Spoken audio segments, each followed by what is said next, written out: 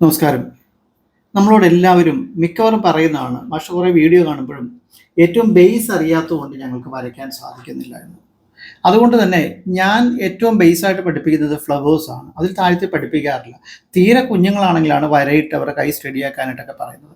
ബാക്കി എല്ലാവരോടും പൂക്കൾ, ഇലകൾ തുടങ്ങിയ രീതികളിലൂടെ അവരുടെ വരകളെ ചിത്രങ്ങളാക്കി അവർക്കൊരു കൗതുകം തോന്നുമാറ് ആണ് നമ്മൾ പഠിപ്പിക്കുന്നത്.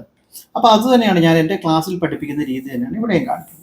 ആദ്യം നമ്മളിത് ഇങ്ങനെ കൈ വളരെ സോഫ്റ്റ് ആയിട്ട് വരയ്ക്കാൻ പഠിക്കുന്നത്.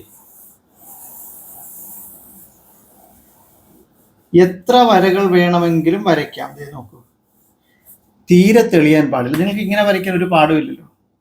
നമ്മൾ ഏതെങ്കിലും ഹോട്ടലിൽ മസാല ദോശ ഉണ്ടാക്കുന്ന കണ്ടുപിടിക്കാവുന്നേ ഉള്ളൂ നമ്മൾ പറയും. കാരണം ആ പാവം ഇങ്ങനെ കൈയിട്ട് കറക്കുന്ന പോലെ ഇവിടെ പെൻസിൽ വളരെ സോഫ്റ്റ് ആയിട്ട് പിടിച്ചുകൊണ്ട് നമുക്ക് ഇത് ഇങ്ങനെ കറക്കി വരയ്ക്കാനാവണം. അതിൻ്റെ ഒരു സെൻറ്റർ പോയിന്റ്. പിന്നെ ഈ ചെയ്യുന്നതിന് പറയുന്ന പേരാണ് ബ്ലോക്കിംഗ്. നമുക്ക് വേണ്ട ഒരു പൂവിൻ്റെ വലിപ്പത്തിനെ ബ്ലോക്ക് ചെയ്യുന്ന അത്രമാത്രം. ഇത് ഞാൻ നേരത്തെ പഠിപ്പിച്ചിട്ടുള്ളതാണ്. എന്നിരുന്നാലും പലരും അത് വീഡിയോകൾ നോക്കാത്തത് കൊണ്ട് ഞാൻ ഇത് ഒന്നുകൂടെ ചെയ്യും. നിങ്ങൾക്ക് നമ്മുടെ ഈ ഒരു ചാനൽ ഇഷ്ടമാകുന്നവർ സബ്സ്ക്രൈബ് ചെയ്യുക മാത്രമല്ല, മറ്റുള്ളവർക്ക് കൂടി ഇത് അയച്ചു കൊടുത്താൽ ചിത്രകലയെ സ്നേഹിക്കുന്ന ആൾക്കാർക്ക് 100% ഇത് പ്രയോജനപ്രദമാകുമെന്ന് എനിക്ക് നല്ല ഉറപ്പുണ്ട്. കാരണം ഞാൻ ഒന്നും മറച്ചു വെക്കാതെ, നമ്മളെപ്പോഴും പറയുന്ന പോലെ എൻ്റെ ഭാഗത്ത് വരയിൽ നിന്നുണ്ടാകുന്ന മിസ്റ്റേക്കുകളൊക്കെ നിങ്ങളെ കാണിച്ചുകൊണ്ട് എങ്ങനെയാണ് ചിത്രങ്ങൾ വരയ്ക്കേണ്ടത്, എത്രമാത്രം വരകൾ വരയ്ക്കാമെന്നും കാണിക്കുന്നത് നോക്കാം. എത്ര വരകൾ വേണമെങ്കിലും നമുക്ക് വരയ്ക്കാം. നമ്മൾ കരുതും ചിത്രകാരന്മാരിൽ ഒറ്റ വരയിൽ അങ്ങോട്ട് വരച്ച് തീർക്കാം. അങ്ങനെയൊന്നുമല്ല. നമ്മൾ പ്രൊഫഷണലായിട്ടൊക്കെ വരയ്ക്കുമ്പോൾ ഒരു മാഗസിനിൽ അല്ലെങ്കിൽ ഞാൻ ഒരുപാട് ആനുകാലികങ്ങളൊക്കെ വരച്ചിട്ടുള്ള ആളാണ്. അപ്പോൾ നമ്മൾ ഫിഗറുകളൊക്കെ വരയ്ക്കുമ്പോൾ ഒരുപാട് പ്രാവശ്യം വരയ്ക്കുകയും തെറ്റുകയും ചിലപ്പോൾ ആ പേപ്പർ തന്നെ മാറ്റി വേറെ പേപ്പർ എടുക്കേണ്ട അവസ്ഥയൊക്കെ ഉണ്ടായിട്ടുണ്ട്. അല്ലാതെ ഒറ്റ വരയിൽ ഒരു സ്കെച്ച് നമുക്ക് തീർക്കാനാവില്ല. നമ്മൾ ലാസ്റ്റ് സപ്പർ എന്ന ഒരു വലിയ മഹാത്മായ രാവിഞ്ചിയുടെ പെയിൻറ്റിങ് കണ്ടിട്ടുണ്ട്. അതിലെ പേഴ്സ്പെക്റ്റീവൊക്കെ നമ്മൾ അമ്പരപ്പിക്കുന്നത് എത്ര മനോഹരമായ ചിത്രമാണ്. പക്ഷെ അതിലൊക്കെ അദ്ദേഹം ധാരാളം വരകളിൽ നിന്നായിരിക്കാം ആ ഒരു പേഴ്സ്പെക്റ്റീവിനെ എടുത്തിട്ടുള്ളത്.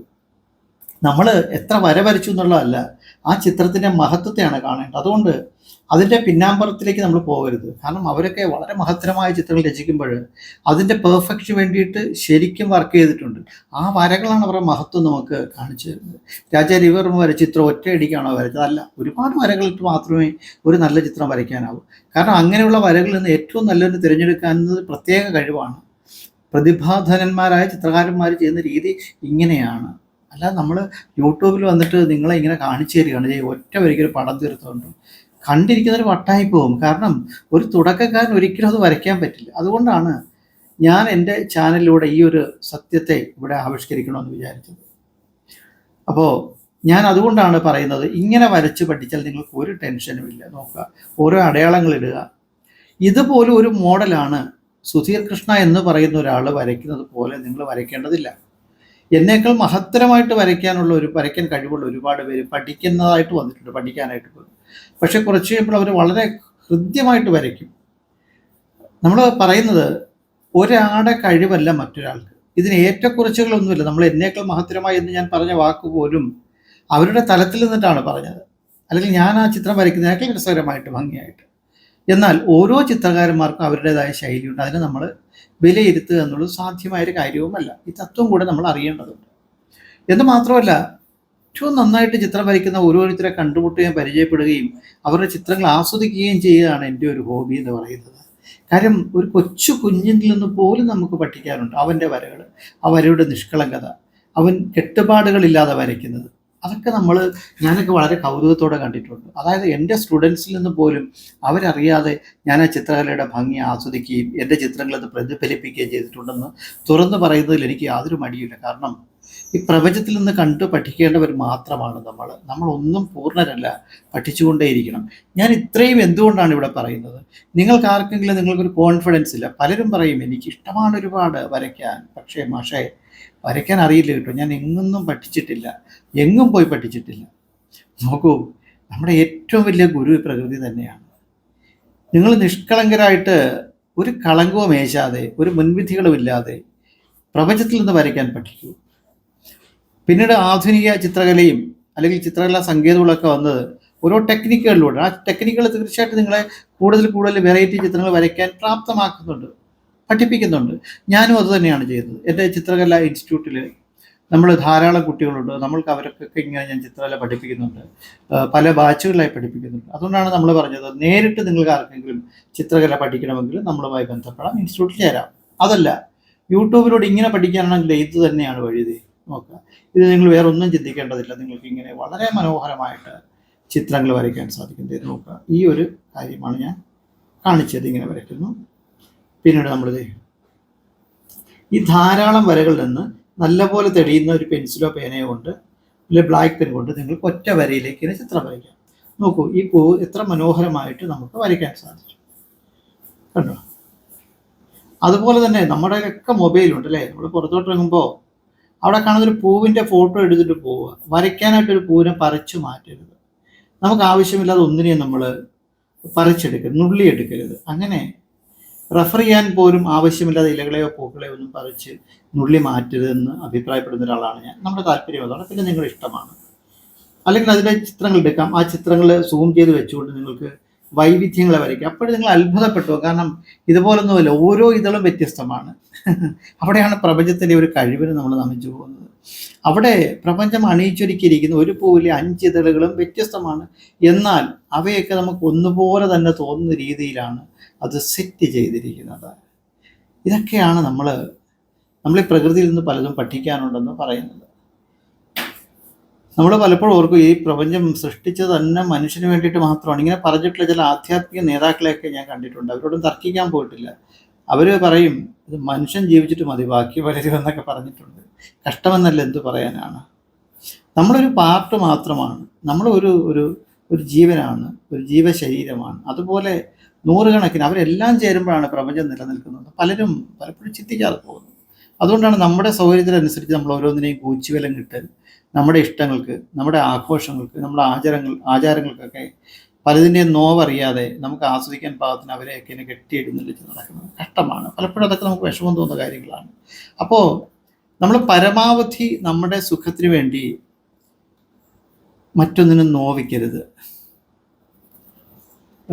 ശ്രീനാരായണ ഗുരു പറഞ്ഞിട്ടുണ്ട്, അവനവൻ ആത്മസുഖത്തിനാചരിക്കുന്നവ അപരന് സുഖത്തിനായി വരണം. ഞാൻ എൻ്റെ സുഖത്തിനായിട്ട് ചെയ്യുന്നൊരു കാര്യം അപരന് സുഖത്തിനായി വരണം, അല്ലെങ്കിൽ അവനെ ദ്രോഹിക്കാനുള്ളതാവരുത് എന്നറിഞ്ഞാൽ തന്നെ നമ്മുടെ ജീവിതം ഒരു വലിയ സന്ദേശമായി മാറും അല്ലേ? നോക്കുക, ഈ 3 പൂക്കൾ ഞാൻ വരച്ചത് നിങ്ങൾക്ക് വളരെ നിസ്സാരമായിട്ട് തോന്നിയില്ലേ? ഞാൻ ഓരോ ഷേപ്പുകൾ വരച്ചിട്ടാണ്. ഇനി ഈ പൂ ചരിഞ്ഞ് നിൽക്കുന്നൊരു കാര്യം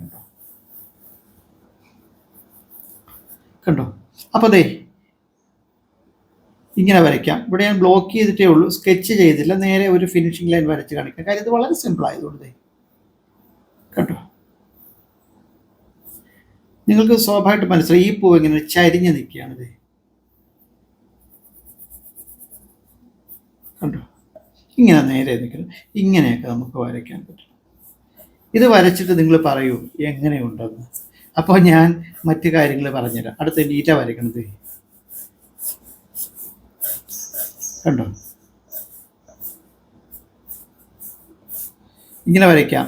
പ്ലാവില പോലെയുള്ള ഇലകളത് ഇങ്ങനെയുണ്ട്, നോക്കാം. ഇവിടെ ഒന്നും ഞാനൊന്ന് ഇറേസർ എടുത്തില്ല. അതിനർത്ഥം ഇറേസർ വേണ്ടെന്നല്ല, വേണ്ടി വന്നാൽ ഇത് ഇറേസ് ചെയ്യണം. കണ്ടോ, അങ്ങനെ വിവിധ തരം ഇലകളെ നിങ്ങൾ നോക്കി വരയ്ക്കണം, പൂക്കളെ നോക്കി വരയ്ക്കണം. ഈ ഒരു ഇല മടങ്ങി നിൽക്കുന്നത് കഴിഞ്ഞ ക്ലാസ്സിൽ കാണിച്ചു തന്നെയാണ്. പക്ഷേ ഞാൻ പറയുന്ന പോലെ പല മിത്രങ്ങൾ ഇതൊന്നും കാണുന്നില്ല. എന്നിട്ട് ബേസിക് പഠിപ്പിച്ച് തരാമെന്ന് ചോദിക്കും. അപ്പം നമ്മൾ പറയുന്നത് നിങ്ങൾ കഴിഞ്ഞ ക്ലാസ്സുകളിൽ പോയി നോക്കും. അതില്ലാത്തതുകൊണ്ട് പറയുന്നത് കേട്ടോ, ഇങ്ങനെ ഇല മടങ്ങിയിട്ട് ഇവിടെ നിന്നാണ് ഇവിടെ വന്നിരിക്കുന്നത് കണ്ടോ. ഇവിടെ വന്നു കഴിഞ്ഞാൽ ഇത് നമുക്ക് കാണില്ല. ഇവിടെ വന്നിട്ട് കണ്ടോ കൃത്യമാണ്. അപ്പോൾ എന്ത് പറ്റും, ഒരു ഇല ഇങ്ങോട്ട് മടങ്ങി കിടക്കുന്നു. ഇതൊക്കെ ആരെങ്കിലും നിങ്ങൾക്ക് ഇങ്ങനെ പറഞ്ഞു തരുമോ? പറഞ്ഞു തരുന്നവരുണ്ടാവാം. പക്ഷെ ഓർത്ത് ഇതൊക്കെ ഈ സമയത്ത് തരിക എന്നുള്ളതാണ് കണ്ടോ. നമുക്കിങ്ങനെ ചെയ്യാൻ പറ്റും. അങ്ങനെ ഏറ്റവും ബേസിക്കാണ് ഇത്. നിങ്ങൾ വിചാരിക്കുന്ന പോലെ വളരെ അമൂല്യമായ പാഠങ്ങളാണ്. നമുക്കിങ്ങനെ ബ്ലോക്ക് ചെയ്തുകൊണ്ട് ചിത്രങ്ങളെ വരയ്ക്കാനാകുന്ന ഒരു രീതി. ഒരു കോളാമ്പിപ്പൂവില്ലേ, നമ്മുടെ കപ്പ് പോലത്തെ, അതൊക്കെ ഞാൻ വരച്ച് കാണിച്ചാണ് വീണ്ടും വീണ്ടും വരയ്ക്കുന്നത്. നിങ്ങൾക്ക് ഒന്നുകൂടി ഈ പുതിയതായിട്ട് കാണുന്നവർക്ക് മനസ്സിലാക്കാൻ വേണ്ടിയിട്ടുള്ളതാണ്. ഇനി പുറകോട്ടുള്ള വീഡിയോ നോക്കിക്കഴിഞ്ഞാൽ നിങ്ങൾക്ക് ഇതൊക്കെ വളരെ കൃത്യമായിട്ട് മനസ്സിലാവുന്നേ. ഇതാണ് അതിൻ്റെ കപ്പ്. ഇവിടുന്ന് വിടരുകയാണ് ഇതിലുള്ളത്. ഇവിടുന്ന് വന്നിട്ടാണല്ലോ ഇങ്ങനെ അല്ലേ മറിഞ്ഞ് കിടക്കണുണ്ടോ.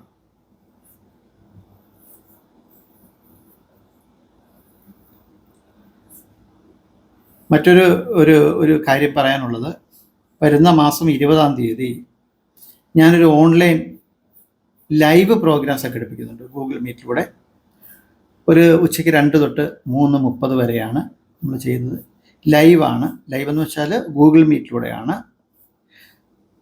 വരയും വാക്കുമെന്ന ടൈറ്റിലാണ് ചെയ്യുന്നത്. അവിടെ നമ്മൾ ചിത്രം വരയ്ക്കുന്ന രീതികളും നിങ്ങൾക്ക് അപ്പോഴുണ്ടാകുന്ന സംശയങ്ങൾ നമ്മൾ ചോദിക്കാനുള്ള അവസരമൊക്കെ ഉണ്ട്. നമ്മൾ ഒരു ചെറിയ രജിസ്ട്രേഷൻ വെച്ചിട്ടുണ്ട്. കാരണം അത് എങ്കിലും മുടക്കി വരാൻ ഇഷ്ടമുള്ളവർ അല്ലെങ്കിൽ താല്പര്യമുള്ളവർ മാത്രമേ അങ്ങനെ വരാൻ പാടുള്ളൂ. അതുകൊണ്ടാണ് ഒരു ചെറിയ പൈസ, അതായത് 100 രൂപയിൽ താഴെ 99 രൂപ എന്നൊരു രജിസ്ട്രേഷൻ ചെറുതായിട്ട് വെച്ചിട്ടുണ്ട്. ഇത് എനിക്കൊരു ധനസമ്പാദനത്തിന് വേണ്ടിയല്ല. സത്യസന്ധമായിട്ട് പറഞ്ഞാൽ എൻ്റെ ഏറ്റവും തിരക്കുള്ള സമയങ്ങളാണ് ഞായറാഴ്ച ഉച്ച കഴിഞ്ഞൊക്കെ ഉള്ളത്. അതിൽ നിന്ന് ഞാൻ ഒരു സെറ്റ് കുട്ടികൾക്കുള്ള ക്ലാസ്സുകൾ മാറ്റി വെച്ചിട്ടാണ് ഈ ഒരു പ്രോഗ്രാം ചെയ്യുന്നത്, ആർക്കെങ്കിലും ഗുണകരമാകുമെങ്കിലെന്ന് കരുതിയിട്ട്. മിനിമം ഒരു 10 പേരുണ്ടെങ്കിൽ നമ്മൾ ആ ക്ലാസ് നടത്തും. നിങ്ങൾക്ക് ആർക്കെങ്കിലും താല്പര്യമുണ്ടെങ്കിൽ ഇതിൽ കമൻറ്റിൽ പറയുകയാണെങ്കിൽ നമ്മൾ അതിൻ്റെ ഡീറ്റെയിൽ തരാം, സമയവും അതിൻ്റെ ലിങ്കും ഒക്കെ തരാം.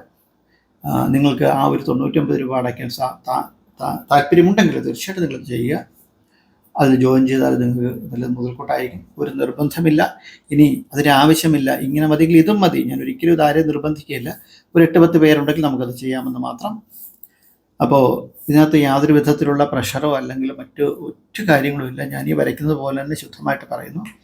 അപ്പോൾ അങ്ങനെ ഉണ്ടെങ്കിൽ അറിയിക്കുക, നമുക്കങ്ങനെ പ്രോഗ്രാം ചെയ്യാം. കുറച്ച് പേര് എൻക്വയറി വന്നിട്ടുണ്ട്, ഇല്ലെന്നല്ല. എന്നാൽ ഒരു 10 പേര് മിനിമം, മാക്സിമം എത്ര പേര് കൊണ്ട് നമുക്ക് എടുക്കാം. അപ്പോൾ അത്രയും പേര് തന്നെ ഈ വിളിച്ചവരൊക്കെ ഉടനെ ചേരുമെന്ന് പറയുന്നത് അങ്ങനെ ഉണ്ടെങ്കിൽ നമ്മൾ നടത്തും. എന്തായാലും നിങ്ങൾ വിളിച്ചിട്ട് നിങ്ങളുടെ താല്പര്യമുണ്ടെങ്കിൽ മാത്രം വിളിച്ചിട്ട് പറയുക. അതുപോലെ തന്നെ ഇത്രയും ചിത്രങ്ങൾ ഈ വരച്ച രീതി നിങ്ങൾക്ക് മനസ്സിലാകുമെങ്കിൽ നിങ്ങളൊന്ന് ശ്രമിച്ചു നോക്കുക. ഈ ബേസിക്കിൻ്റെ 2ാമത്തെ ഭാഗം പറ്റിയാൽ ഇന്ന് തന്നെ ഞാൻ വീണ്ടും അപ്ലോഡ് ചെയ്യും. ഇത് 1ാം ഭാഗമാണ്. അപ്പോൾ നമുക്ക് 2 വീഡിയോ ആയിട്ട് ഇത് കാണാം. നിങ്ങളുടെ സമയം അധികം നഷ്ടപ്പെടാതിരിക്കാൻ വേണ്ടിയാണ്. Okay, thank you. എല്ലാവർക്കും നല്ലത് വരട്ടെ എന്ന് പ്രാർത്ഥിക്കുന്നു.